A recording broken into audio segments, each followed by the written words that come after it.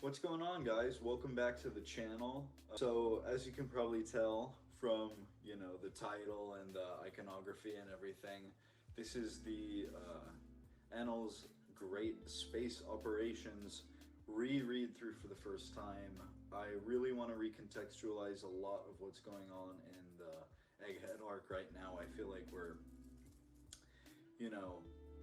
mostly doing a lot of discovery about this technology that has been present in the old world, reshaping One Piece to be like a sci-fi adventure epic. We should have known about it. We should have known that from as far back as Enel'S Great Space Operations. And as I go through this, I'm looking at the first panel now. I wanted to find a good page to look at this through. I want to really focus on whatever I can about technology, the ancient kingdom, and I guess anything else that really stands out to mind. Maybe Enel himself, because there's still a lot of debate and conjecture about when he'll return, if he'll return. And I'm not sure how this will work in editing. I might throw a few of the stills up depending on how safe it is to use these panels. I know they're over a decade old now, but I still am really not wanting to get struck by copyright or anything like this. So may or may not use the panels. I might just kind of generally discuss it with the usual random flash-ins. First of all, we got the Arc Maxim heading up to the moon. Interesting how I'm noticing the moon looks rather different. Maybe that's just the glow of the sun though. Love the stars as well. And right away you can see that atmosphere there. That shows that's really rather fascinating. To the Fairy of Earth. There he is again, arrived at the Fairy of Earth. And this one, it seems a little less splendorous. It's like, he's there, he's the king of nothing, the god of nothing. I do still wonder about this stuff coming out of his back. I feel like was that ever really explained? It's been so long since I've gone through Skypia. I don't know if those big drums on like coming out of his back are significant or not. A hole with signs of life. He's looking in the crater now. Someone's in the hole, okay. And these are the some of my favorites, even though I didn't fully get why they were in the story way back when. We got, attack first, think later. Yeah, I kind of forgot he was like that. He really did like just killing things, even though by all definition, all of his rights, these things, this automata right here in front of him is dead. Why would he strike it with lightning? In doing so, he woke him up. I like his little mustache. It's cute. What a shame it survived. The little gold anklet on Enel's ankle there. Never noticed that. That's brilliant. It's on both of them actually, and the staff, of course. First Lieutenant Spacey regrets running away from the enemy. So, wow, look at that. And they're all from like different times. Okay, now we're getting into the meat of it. It looks like we've got like former battlefields. So he's like kind of a World War II soldier. This guy, like at Enel's feet, he looks kind of like an Impel Down warden or like an SS officer from, real life. And then we got like a samurai, I guess Wano inspired, a knight of other origin. Looks to be the armor here represents resembles a lot of the zombies from Thriller Bark to me. And I'm not sure if they ever really talked about where those zombie knights were from. But that would be interesting if there is some tie. We get like a World War II type thing for like the final saga, if these are like teasers, because this cover story was coming out at the end of Enies Lobby, when like the Mary was rescuing everyone during the Buster Call. I wonder if this is a sly foreshadowing of Oda's, like Thriller Bark's up next, then you got Impel Down, then the thing is there's then a lot of time between that and Wano. I don't know. I'm looking into that a little too much, I think. Someone else is here. Look at that leg. That is so strange. First Lieutenant Spacey, defeated by a space pirate. And Enel's just kind of like, God, what is this? What is going on here? This space pirate looks crazy. I don't remember them coming in this early. Space pirates take no prisoners. Bam, he stabs Enel. He's got some sort of timer on his chest and wrist, doesn't he? Interesting. Well, like has already been pointed out with this cover story, the fact that space travel exists enough to where there are space pirates, it speaks magnitudes to the level of technology available in the universe of One Piece. Like, where could the One Piece Earth be if they had space travel by now? How close were they to that? He who is insolent shall receive God's judgment. So he's there. He got stabbed by the space pirate. He said, nope, not happening. What is that Jolly Roger on the space pirates? And he's got like thrusters in his boots. Very interesting. Doka! A huge explosion. Weird. That's a very weird onomatopoeia for like a spacey explosion. Also, Enel's punctuation when he does like the exclamation point or the question mark is very interesting. He's got a lot of flair to it. He's got his little symbol in the period at the bottom. My verth, unbridled rage. So the explosion sets off somewhere else on the moon. Enel sees it. This is his prize and he is pissed. My verth, an amazing panel. The space pirates meet to excavate the moon ruins. The moon ruins. Look at that. Okay, now we're getting into the real meat of this. First of all, this like snake monster who's like actually operating the big machinery looks like Nola. This like alien thing manning the big oil rig or driller excavator looks like Nola the snake from Skypia. So I guess this is two different pirate crews, space pirate crews. They've all, for the most part, got those timers. 3 of them at least do. 3 of them don't seem to. That must be some sort of ability to survive the moon's atmosphere. Wow, look at that ship though. God's Arrival. He's there standing on the space pirates ship. I think it's the pirates with the tall hat. And everybody's starting to take notice. Everybody's putting them up, fisticuffs. I think that's some sort of pistol that the captain is aiming at him. Flashback. Born that day on Karakuri Island. Karakuri Island. Uh-oh. Of course. Of course.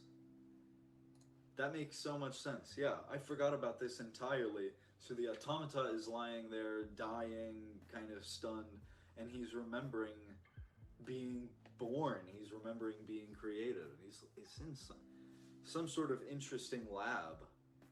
God, you gotta wonder if that's Vegapunk's lab. If it wasn't this dude's lab, and he was some way, way old-ass techie from before the Void Century.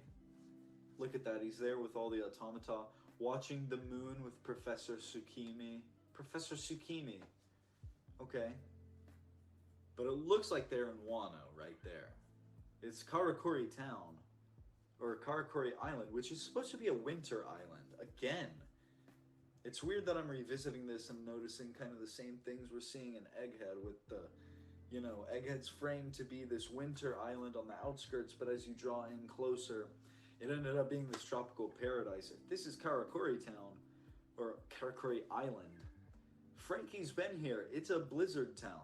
It's like it's a blizzard island. Why is it a town today?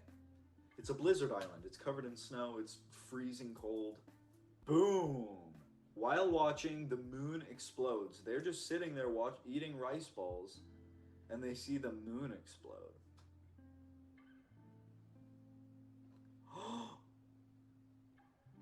Oh, I definitely didn't remember that. Suffocated by the moon-watching dumpling. A tearful goodbye. Professor Tsukimi, we barely knew you, but I'm broken-hearted to see you go. That's beautiful. They gathered the lilies from the trees and placed it in his coffin with him. And they're actually, look at that, they're automata, they're created, confirmed, they're created, they're made of metal and gears and components rather than organs. And they're crying. They're able to cry in the dirt. Wow, look at that. Let's go to the moon. Let's go. It's just the 4 of them, though. Here I thought there was a whole army. It's just the 4 automata, though. These same space pirates. It looks like, maybe. Or maybe it's like a... Maybe it's like a Vanderdecken Flying Dutchman situation where, you know, the Jolly Roger and the ship gets passed down, the crew gets passed on to generation. Avenging the professor. There are times when a man has to do what a man has to do. They're all just ready for battle. 2 swords, 2 guns. This guy has 1 sword, 1 gun, but like 30 dudes behind him. Regret the space pirates were too strong. Yup. It looks like the captain single-handedly did him in, and he doesn't have a sword. That's like a Darth Maul double-sided like blade thing. Body, God's judgment. So the automata is wrecked. He's crying his eyes out, thinking about his and his buddy's defeat at the hands of the space pirate, and he sees Enel just go crazy on the excavation site. Wow. Done for. They're all dead. They're all done for. The space pirates at their wits' end. They're not at their wits' end. They're dying. Insolence, Enel says as he picks his ear. And his little earlobes are blowing in the breeze. Jeez. The automata returns. Thank you for avenging our dear professor. He brought his fallen comrades along on a little stretcher. And he's bowing down to Enel now. He's bowing down in thanks. For the time being, an attack. Oh no, I hate you. I feel like it's just gonna wake the other 3 up, but I hate you. Why? Because the one that's normal is scared. Look at his face. He's scared. What the space pirates dug up. So they did find something. They found a hole in the ground.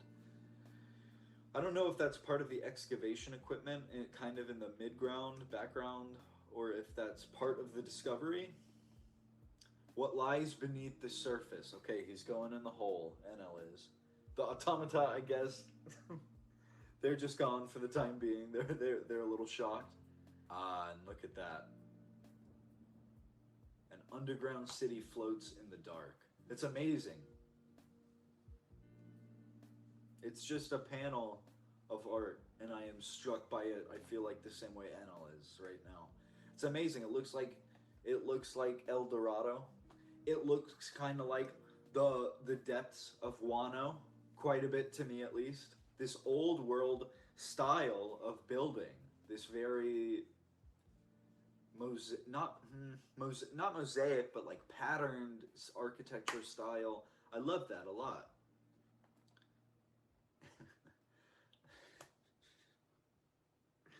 Let's go ahead and attack this city. And he shocks the fuck out of everything here. Enel does. Great. Okay, thank you, Enel. Dude, I'm telling you, I'm glad I'm rereading this, because this is like reading this cover story for the first time. I don't remember this. Energy surges into the ancient city. It's shooting, oh my god. It's shooting down this, oh my god. It keeps getting crazier the more I look at it. His electricity is shooting through the facilities. It shoots down this big clear pipe that has little beacons attached to it that are sparking into these receivers. The receivers are connected to pods containing almost the same automata that Professor Sumiki has made, the 4 that he's made. The only difference, yeah, no, they don't have them. They don't have wings. His 4 don't have wings. All of these automata have wings. They come out with their spears and their helmets. The other 4 are up and running. They're fine. Recharging completed thanks to the destroyer. And I was like, what is going on? The city is also illuminated. Look at the orb. If anyone, if you have the ability to have this open with you, look at the orb. It looks like it's powered up, illuminating the whole city now. These are going to be his officers, I guess. He's got his little warrior officers who... This is just so cute. Like, I don't want to like Enel. And I don't. Like, he keeps attacking everything. He's 1 for 3 right now. Actually, no, he's not. He's like 4 for 4. He's done everything he needed to do. Here we go. Here we go. Studying the wall painting. The ancient moon people have wings. They have the upward facing wings and the downward.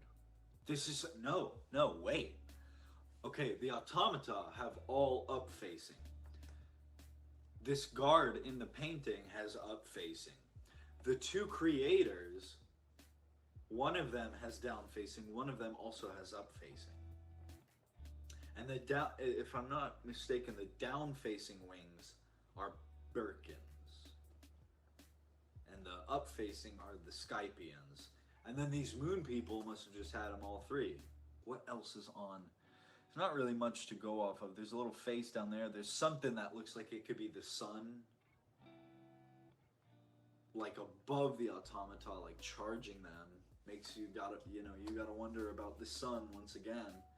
That's only going to be generating more and more of a plot point, especially with everything Vegapunk wants with the sun. The Moon City was also named Burka. Oh my god. Lacking natural resources, they flew to the blue planet. And they're crying. So they were all Birkins at one point. The downward and the upward winged ones were all Birkins. They're departing on like something. It looks like snakes coiled around each other. It's hard to tell. And what is this little thing? This little squid thing? This is, I feel like Enel. I'm like, what angle can I look at this from? Looking back, he sees a vast land of earth and a horde of loyal subordinates. He's back on the surface of the moon with his automata, Enel is, and they're all like really jazzed to be around him. They're like beaming at him like he's a savior. Done. Full tank of fuel. The Enel army stands tall. Damn. So he's got, he doesn't have the old world army. He has the old world's army. That's crazy. And he's got Professor Sumiki's 4 that he's revived. I mean, they've got to come back. They've got to come back. This is crazy. You can't give Enel an army, another army of loyal but like good, I assume. I assume these automata are not evil creatures. Again, I love the atmosphere of the moon that you can see. I'm still trying to decipher the wall paintings though. That's the biggest thing. I do think that's the sun above the automata and they're creating it, but there's something about the sun that gives the automata life. I think that ties into why they are able to cry despite being machinery. I want to know what else is on here. It looks like a compass of some sort is on, the ancient moon people have wings. I'm looking at that panel. The upward and the downward were all Birkins at one point. There are no black-winged people. The people with the black wings must already be on Earth. I want to know what this squid, like, it looks like a seraphim, like a real-life seraphim, kind of like angel with the eye, like floating up to be the last correspondence between the Birkins and the automata left behind on the moon.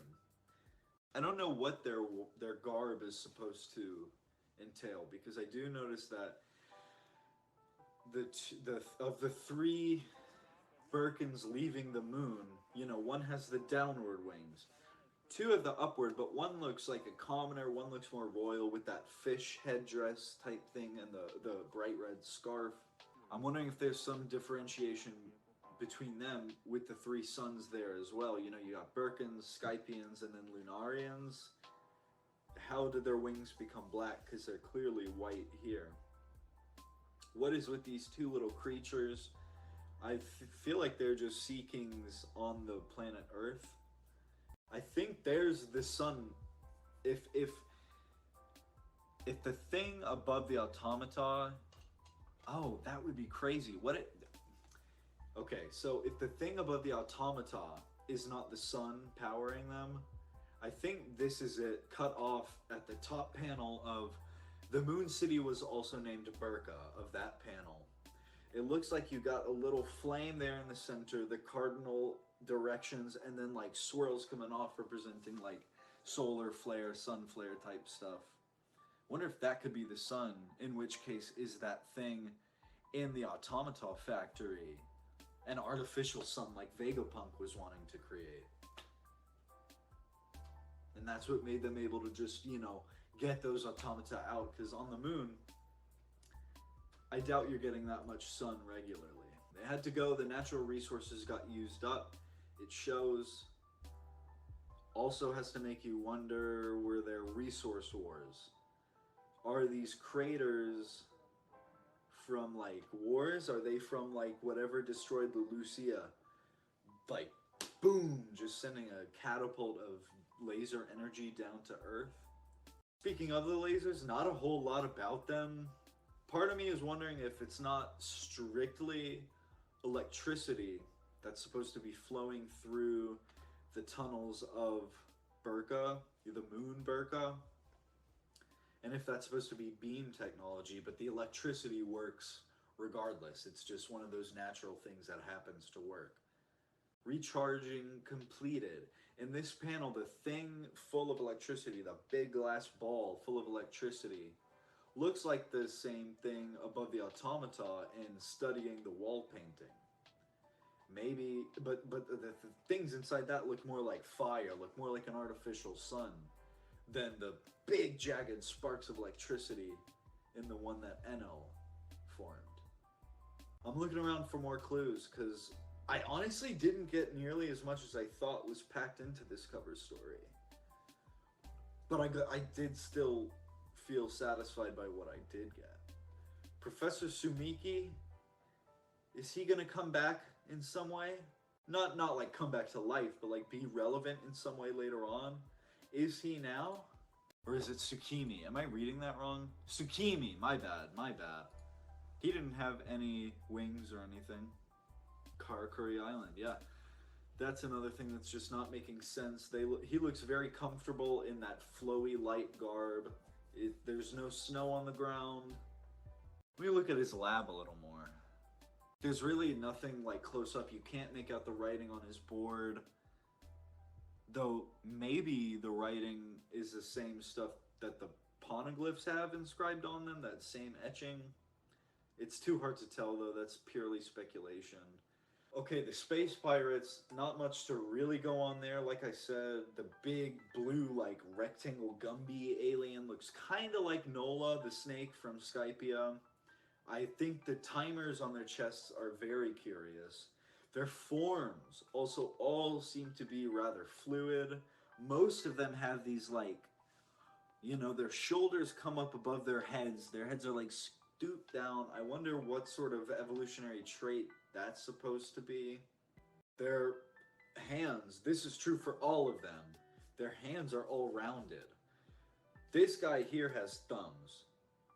Maybe the old dude writing has thumbs since he's holding the pen, but it's really hard to tell. They're rounded though, they're more rounded. Even the very first one that attacks especially is super rounded. They bleed red blood though.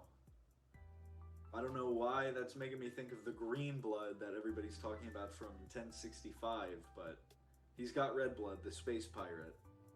It's just gotta make you wonder, like I said earlier, about where the technology of Earth could be if it hadn't been interrupted by the Void Century. I feel like that is pretty well agreed upon, because they were building these automata, these highly advanced beings that are able to exhibit very human emotion and capability, but also have this artificial life about them that is undeniable. It is artificial. But they're all happy to see him. They're all happy to be with him. There's definitely something here I'm missing about the races in the paintings on the wall. I just have no idea what it could be. I don't know if it's in the form of their helmets, if there's something significant there. Their spears look a little like flames. They look like maybe a candle flame or just a single flame pulled out of a fire. That's kind of cool with that deep, dark steel, I guess, for lack of I don't know what that could be. Steel packed tight there in the center, and then it gets lighter as it fans out. And also this massive ball that's holding Enel'S electricity in the final panel, full tank of fuel. That's on the surface of the moon in a crater. What's it doing there? What could it possibly be doing there? Rereading this does make me feel more confident in agreeing with people. Enel is going to come back. Enel is going to come back. To what capacity? He has an army now, though. It's not very big. So, like, who is he going to help? There's no way he's going to help Luffy if he somehow ends up in the final war. Is he going to end up on Egghead? This is before the time skip. Like, what is he doing? Has he been on the moon this entire time just defending it from... I mean, he must. That's what he wants.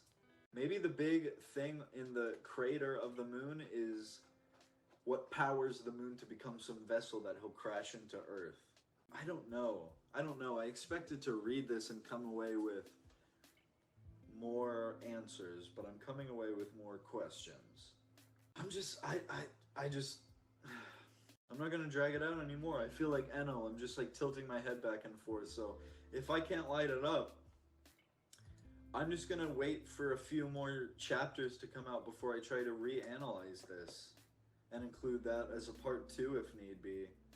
Part 2 might also come in the form of a chapter reading or analysis. I don't know, because at least in terms of like the races, I have a bit of a like framework again now to go off of. You know, back in the day, I'm looking at this and I'm like, oh, okay, this is how the Skypians came to inhabit the White Sea. There's definitely more to it than that. There's definitely a lot of sun iconography. It makes me so excited to see where technology is going to go in One Piece with, you know, if he was doing this on Karakuri Town, which is supposed to be a pretty, you know, a pretty like simple place, except for Vegapunk and his lab. I do think that could be the lab of Tsukimi, maybe not even Tsukimi, but showing that Karakuri used to be a very technologically advanced civilization, as did most others. Maybe not as much as Egghead used to be or the Ancient Kingdom, but that just opens up the door for how advanced were they then. I don't know. Opens up a lot of questions. I'm excited now to say I'm excited now to see Enel in the final saga if he does indeed come back. I hope the Automata army at least returns because they're super cute, super cool. Hoping for Vegapunk at least to shed a bit more light on everything, because Enel, you certainly didn't. You just shocked the fuck out of everything. So thank y'all for watching. Tune in next time. It'll probably be my 1066, either reading or analysis of that. And keep tuned for, you know, there's other projects I talked about as well. Thanks guys, have a good one.